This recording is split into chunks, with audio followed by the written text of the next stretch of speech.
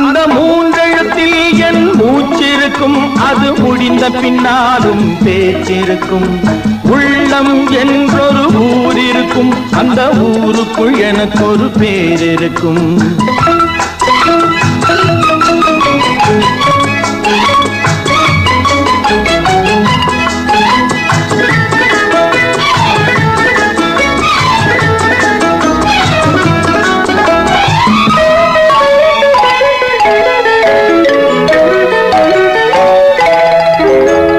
பதவி வரும் போது பணிவு வர வேண்டும், துணிவும் வர வேண்டும் தோழா.